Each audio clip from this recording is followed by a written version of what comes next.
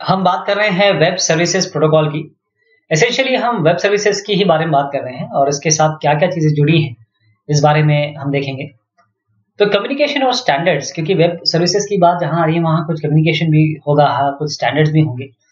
तो अगर हमें एफिशिएंट कम्युनिकेशन चाहिए, ये किस पे डिपेंडेंट होता है? ये एक शेयर्ड वोकैबुलरी और ग्रामर पे डिपेंडेंट होता है। जैसे मैं अगर आपसे बात करना चाहूँ, तो अगर आप हिंदी समझते हैं तभी आप इस वीडियो को समझ पाएंगे या इस मेरी बात को समझ पाएंगे। अगर कोई और भाषा समझता है तो उसको नहीं समझ पाएगा। तो एक कम्युनिकेशन होना चाहिए, एक तरीका होना चाहिए, एक हमारे बीच में प्रोटोकॉल होना चाहिए। तो क्योंकि वेब सर्विस किससे डील करती है? इंटर ऑर्गेनाइजेशन कम्युनिकेशन है, और ये जो इंटर ऑर्गेनाइजेशन है, सारे यूनिवर्सल स्टैंडर्ड होने चाहिए। अब देखिए कि हो क्या रहा है इसमें। हमारे अगर बड़े तौर पे देखें तो मान लीजिए आपने एक एप्लीकेशन लिखा, आपने लिखा जावा में, और मैंने एक एप्लीकेशन लिखा .NET टेक्नोलॉजीज में, और मैं चाहता हूं कि हम दोनों कम्युनिकेट करें। और हमें कम्युनिकेट करने के लिए क्या होगा? आपको अलग बाइंडिंग सीखनी पड़ेगी, मुझे अपनी अलग बाइंडिंग सीखनी पड़ेगी। हम चाहते हैं कि हमारे बीच में इंटरऑपरेबिलिटी रहे। इंटरऑपरेबिलिटी मतलब हमें इसके बारे में कुछ जानकारी ना हो, हम सीधा इसको as a web service publish करके हम इसको, आप इसको कंज्यूम कर सकें, मैं इसे कंज्यूम कर सकूं। तो ये तरीका क्या है, क्या मेथड है इसका, उसके बारे में देखेंगे। अब जो स्टैंडर्ड्स है इसमें, बेसिक स्टैंडर्ड जो वेब सर्विसेज के हैं, उसमें चार पांच चीजें मेन आती हैं। जो बेसिक स्टैंडर्ड्स है वेब सर्विसेज, उसमें दिमाग में बिठा लीजिए, क्योंकि वेब सर्विस का मतलब ये है कि वेब पे सर्विस। अब मान लीजिए मैं एक एग्जांपल देता हूं आपको, कि आपने अपनी गाड़ी की सर्विस करनी थी, तो आपने क्या लिया, उस एक कह सकते हैं मैकेनिक हो या कोई आपकी जो सर्विस कर रही है कंपनी, तो उससे आपने सर्विस ली। तो आपने क्या किया, उस सर्विस को कंज्यूम किया। तो आपने क्या किया कि एक तरीके से वेब पे, अब एग्जांपल वेब पे देता हूं, वेब पे कोई सर्विस है, जैसे आप कैलकुलेटर आपका बना हुआ है। अब आप कैलकुलेटर अपने वेब एप्लीकेशन में डालना चाहते हैं। अब आप वेब एप्लीकेशन में या तो आप अपना कैलकुलेटर खुद लिखें, या जो चीज अवेलेबल है उसको यूज कर लें, चाहे वो किसी भी टेक्नोलॉजी में लिखा हो। आप समझ रहे हैं, कंपोनेंट की तरह आप उसको कंज्यूम कर सकें। तो बेसिक स्टैंडर्ड जो है उसमें XML आता है। XML को ध्यान रखिएगा, ये एक्सटेंसिबल है। इसको कई लोग बोलते हैं एक्सटेंडेड है, या फिर जो भी एक्स का वो प्रारूप निकालें, लेकिन जो इसका असली रूप है वो है एक्सटेंसिबल मार्कअप लैंग्वेज। ये मार्कअप लैंग्वेज क्यों है, अभी हम इसको HTML से कंपेयर करेंगे।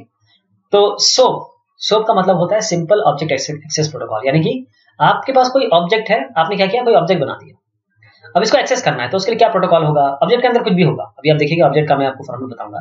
WSDL का मतलब यह है कि आपने क्या किया, आपने कहा कि देखिए साहब, मैंने एक वेब सर्विस बना दी। अब इसके डिस्क्रिप्शन कहाँ है, इसमें क्या है, क्या नहीं है, क्या चीज एक्सपोज्ड है। यानी कि मान लीजिए इसमें ऐड फंक्शन है, तो कौन बताएगा इसके अंदर ऐड फंक्शन है? कैसे पता चलेगा हमें ऐड फंक्शन है? उसके लिए वेब सर्विसेज डिस्क्रिप्शन लैंग्वेज है, जो इससे डिस्क्राइब करेगी कि वेब सर्विस में एक्चुअल में है क्या। अब मान लीजिए आपने अपने घर में एक चीज बना ली। मान लीजिए आप बनाते हैं गारमेंट्स, बनाते हैं अपने हाथों से मतलब हैंडक्राफ्ट है आपका, आपने हैंडक्राफ्ट बना दिया, अपने घर में रख लिया। तो अब उससे कुछ फायदा होगा आपको? जब तक आप उसे बेचेंगे नहीं, जब तक आप उसको दुकान में नहीं ले जाएंगे, जब तक आप उसको उसके लिए फेरी नहीं करेंगे, उसके लिए कोई एडवर्टीजमेंट नहीं करेंगे, तो आप कैसे यूज करेंगे उसे? वही बात है UDDI। जो वेब सर्विसेज का मतलब ये है कि आप UDDI यानी कि यूनिवर्सल डिस्क्रिप्शन, डिस्कवरी और इंटीग्रेशन, यानी कि आप इसको इस तरीके से एडवर्टाइजमेंट करिए कि इसको लोग समझें कि हाँ ये है, उससे कंज्यूम कर सके। उसके लिए UDDI है। तो ये चार चीज मिलकर आपकी वेब सर्विसेज बनती है। ध्यान दीजिएगा इन चारों को मिला के। तो वेब सर्विसेज का आर्किटेक्चर इस तरीके से है कि वेब सर्विसेज में कुछ मेजर रोल है। एक तो सर्विस प्रोवाइडर कौन है, आप भी हो सकते हैं, कोई और भी हो सकता है।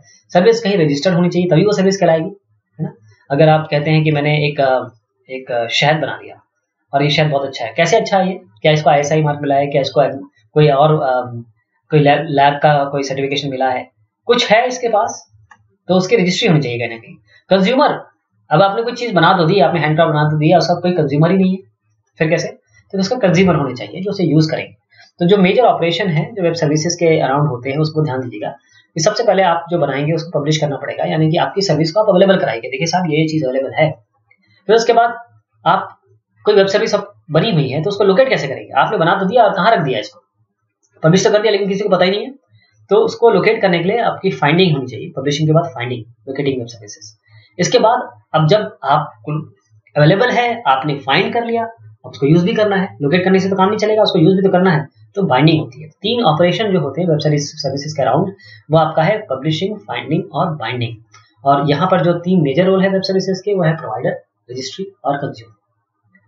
अब कैसे आप इसको अवेलेबल करेंगे? अगर आपको कोई यूज करना चाहता है सर्विस को, तो कैसे पता चलेगा? तो मैंने बताया आपको कहीं ना कहीं आपको रखना पड़ेगा वो यूडीडीआई है। यूडीडीआई ये आपको यूजर को अलाउ करती है कि आप डिस्कवर कर सकें सर्विस को, वो किसी रजिस्ट्री में पब्लिश है, जो रजिस्ट्री में पब्लिश है वो है यूडीडीआई। अब इस सर्विस को जो भी है उसको आप या यूजर इससे इंटरैक्ट करेंगे तो आप पब्लिश करेंगे डिस्क्रिप्शन भी। आप क्या डिस्क्रिप्शन पब्लिश करेंगे कि क्या साहब क्या मेथड्स हैं, क्या आर्गुमेंट है, और ये कैसे होगा? ये WSDL web services definition language ये बताएगा कि इसके अंदर मेथड्स क्या है, इसमें आर्गुमेंट क्या है, इसको डिस्क्राइब भी करेंगे, क्योंकि कोई चीज बनी है ले लिया आपने लेकिन वो करती क्या है, उसके अंदर है क्या, ये कैसे पता चलेगा? वो WSDL बताता है आपको। अगर आपने पब्लिश कर दिया डिस्क्रिप्शन आपके सर्विस का, तो आप उसको होस्ट कर देंगे, यानी कहीं ना कहीं तो रखेंगे उसको। तो एक वेब सर्वर होना चाहिए। अब ये वेब सर्वर से काफी आगे निकल चुके हैं हम, एक डेडिकेटेड इसकी चीजें आपको मिलेंगी। तो अभी एक बेसिक तौर पे बता रहा हूँ कि मान लीजिए आप वेब सर्वर पर रखते हैं, तो वेब सर्वर इसे करेगा, जैसे आप कस्टम एप्लीकेशन बना लें या फिर एप्लीकेशन सर्वर में से रख दें। अब इसकी फंक्शनलिटी किस तरीके से होगी, एक बात समझिए, छोटी सी बात बता रहा हूँ, ये बहुत पहले की बात है और आज इससे बहुत एडवांसमेंट हो गया है।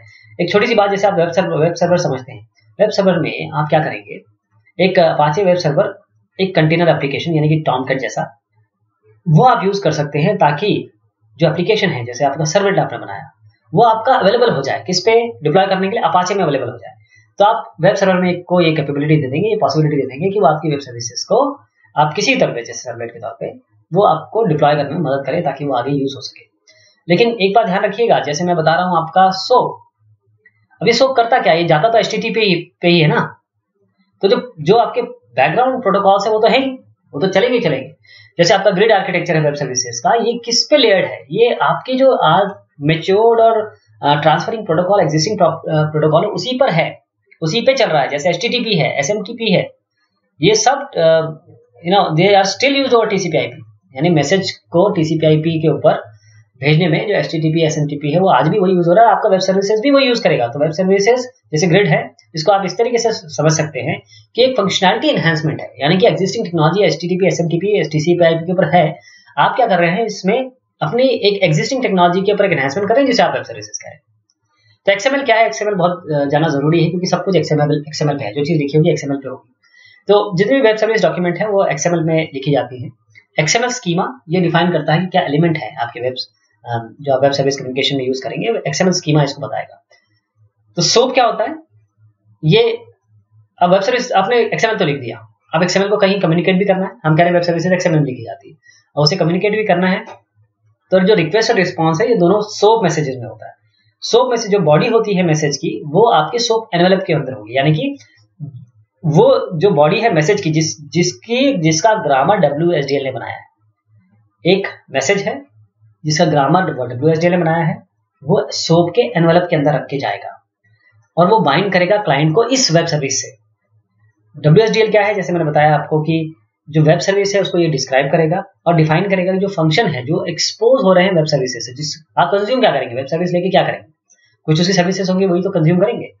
ये WSDL web services description language ये डिफाइन करता है XML ग्रामर को जो आप मैसेजेस में यूज करेंगे। सबसे इंपॉर्टेंट बात है कि ये W3C स्कीमा लैंग्वेज यूज करता है, वर्ल्ड वाइड कंसोर्शियम। यूडीडीआई आप रजिस्टर करने के लिए, लुकअप करने के लिए सर्विस को किसी सेंट्रल रिपोजिटरी में, रजिस्ट्री में रखा हुआ है। तो सर्विस प्रोवाइडर आप इसको पब्लिश कर सकते हैं इन्फॉर्मेशन को बिजनेस के लिए, और सर्विस जो वो ऑफर कर रहे हैं, और जो सर्विस कंज्यूमर है वो यूडीडीआई में जाके उसको एक्सेस कर सकते हैं, यूज कर सकते हैं, चाहे वो बिजनेस हो, सर्विस कैटेगरी हो या कोई और स्पेसिफिक सर्विस हो। तो XML जैसे मैंने बताया आपको कि XML एक्सटेंसिबल मार्कअप लैंग्वेज है, एक हायरार्किकल डेटा डिस्क्रिप्शन लैंग्वेज है। ध्यान दीजिएगा, hierarchical description data language XML के बारे में आप यही बोलेंगे कि ये हायरार्की, इसमें हायरार्की होती है और ये डेटा डिस्क्रिप्शन लैंग्वेज है। टेक्सचुअल फॉर्म है लेकिन ये पूरी तरीके से हायरार्की फॉलो करती है। ये एक सबसेट है HTML का, और HTML इसके पहले आई थी, जो एक general markup, document markup language थी, जिसको बनाया गया था अमेरिकन मिलिट्री के लिए, उसी से ये इसकी उत्पत्ति हुई है। और ये जैसे मैं बताया W3C कंसोर्शियम में है। तो कैसे ये XML और HTML डिफर करते हैं ये भी जानना बहुत जरूरी है, क्योंकि HTML एक तरीके से केवल प्रेजेंटेशन के लिए, एक प्रेजेंटेशन मार्कअप लैंग्वेज है। इसमें कुछ इन्फॉर्मेशन नहीं होता है कंटेंट के बारे में, कंटेंट जो भी दीजिए ये उसको उस तरीके से प्रेजेंट करके दे देगी। तो एक स्टैंडर्ड डेफिनेशन है सारे टैग की, HTML की जो डेफिनेशन है टैग्स की, वो अगर आपने HTML फाइल देखी है तो उसके टैग हमेशा वही रहेंगे, आप अपने हिसाब से टैग डिफाइन नहीं कर सकते। और XML में क्या कर सकते हैं आप, प्रेजेंटेशन स्टाइल और कंटेंट दोनों ही डिफाइन कर सकते हैं। तो XML रिलाई किस पे करता है, जो कस्टम डॉक्यूमेंट्स हैं जो आपने टैग्स की तरह डिफाइन किए हुए। तो स्कीमा क्या है, एक स्कीमा जब आप बोल रहे हैं कि डेटा है इसमें, तो स्कीमा भी होगा। डेटाबेस में हम सबसे पहले क्या बात करते हैं, स्कीमा की बात करते हैं। तो स्कीमा ये डेफिनेशन है, जो टैग्स है उसकी मीनिंग क्या है XML डॉक्यूमेंट में। जैसे आप एक एग्जांपल देता हूं आपको, तो XML स्टाइल शीट है। अब इस तरीके से समझ लीजिए, HTML को सुंदर कौन बनाता है, CSS। XML को डिफाइन कौन करता है, आपका या तो DTD होगा या आपका स्कीमा होगा, स्कीमा डेफिनेशन। ये होता है डॉक्यूमेंट टाइप डेफिनेशन। और इसको अगर सुंदर बनाना है तो XSLT हो गया, ये XML स्टाइल शीट है। ये जैसे CSS XML को सुंदर बनाएगी, वैसे XSLT XML को सुंदर बनाएगी। और इसकी डेफिनेशन किसमें लिखी होगी, यानी अगर इसके अंदर लिख दिया आपने कि आपका नाम अरुण है, तो आपने अरुण लिख दिया और इसको बंद कर दिया अरुण।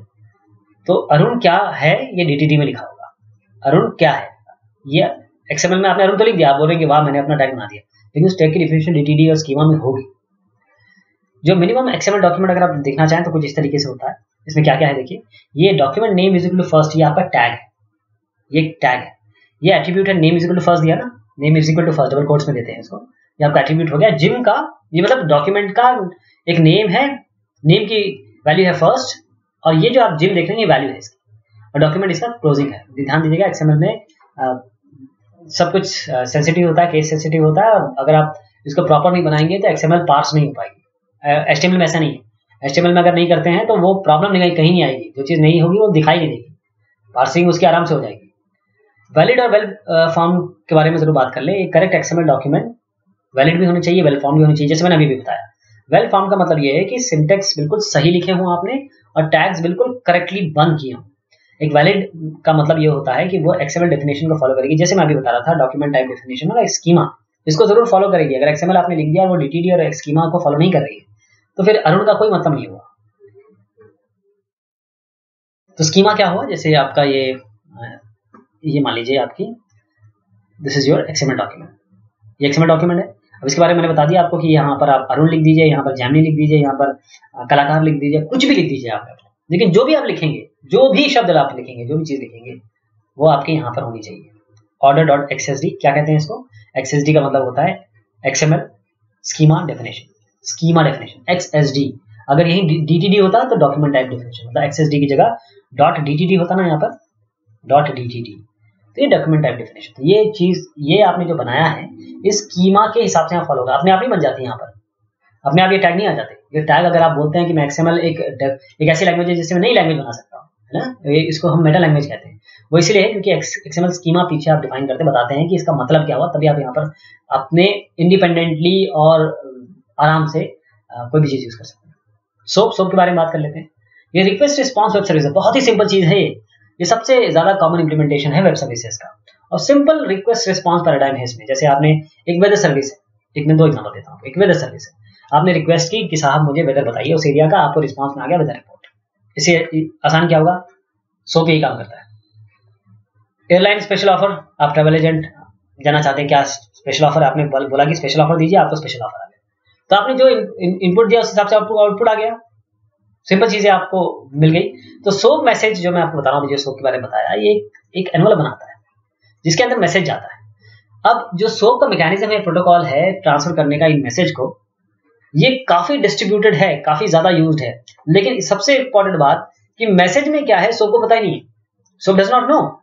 सेंडर और रिसीवर को समझना पड़ेगा कि मैसेज में क्या है। सोप एक कम्युनिकेशन स्टैक का पार्ट है बस। तो यहां पर देखिए, मैं आपको दिखाता हूं। एक सोप में ये एक ट्रांसफर प्रोटोकॉल है, माइम हेडर यहां पर देख रहे हैं, ये सोप का एनवेलप है। इसमें सोप एक एनवेलप हो गया, ये हेडर हो गया, ऑप्शनल है ये, इसके अंदर बॉडी होगी। अगर कोई एक्सेप्शन होता है तो उसको कैसे हैंडल करना है वो यहाँ पर फॉल्ट में दिया होगा।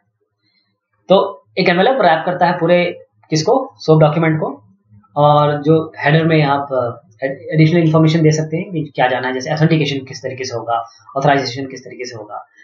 जो बॉडी एलिमेंट है उस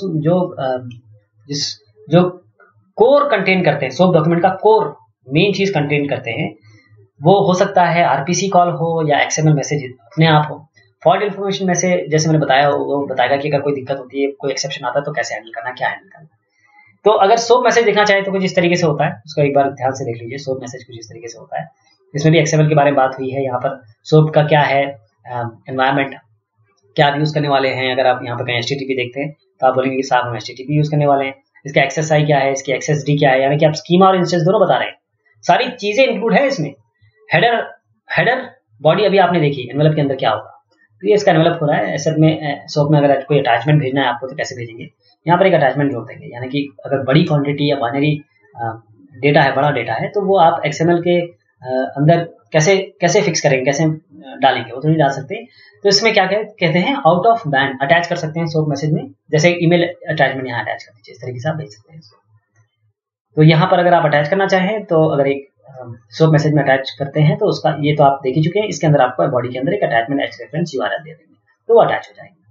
तो ये मैंने बताने की कोशिश की वेब सर्विसेज क्या है और वेब सर्विसेज के अंदर जो टेक्नोलॉजी है वो क्या है, कैसे काम करती हैं और किस तरीके से वो इंटीग्रेट है। बहुत शुक्रिया, बहुत मेहरबानी।